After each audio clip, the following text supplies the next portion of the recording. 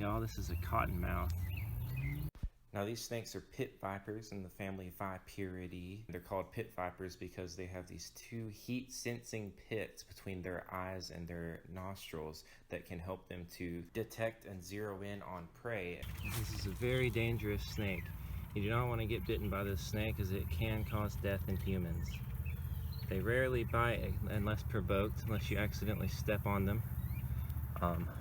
This one is a good sized adult. These snakes have keeled scales. They have ridges in their scales. Now they can strike up to 2/3 length body length, so this guy just out of striking distance. These snakes can be distinguished by their diamond shaped head, and they have elliptical eyes, unlike the other water snakes which have round eyes and more of a rounded head, although other water snakes are known to flatten out their head and defense. The snake is very defensive and territorial, unlike other snakes. Instead of running, this snake will often stand its ground, and that leads to a high rate of bites.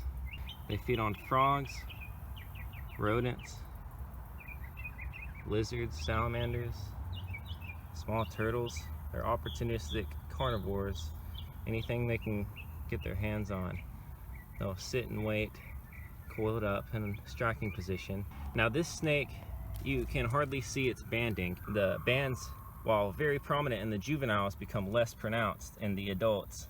They're sometimes seen to be almost an orangish hue due to burrowing in the ground, and high concentrations of iron oxide rub off against their scales and give them an orange hue. Now they will, you can see they're called a cottonmouth because they will gape at you with their white cotton-like mouth. These snakes have hinged fangs that fold up inside the top of their mouth. These snakes are live-bearing snakes.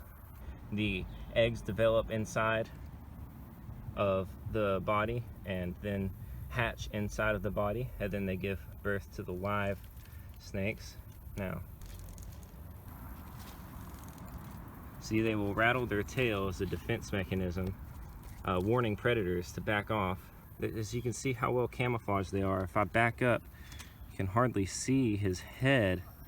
I mean, they're so perfectly camouflaged. You can see how easy it is to step on one of these guys if you're not watching your step. Actually, the majority of bites from this snake occur from people accidentally stepping on them due to not seeing them. This is probably the most common venomous snake that we have in our area. Just an incredible encounter right now.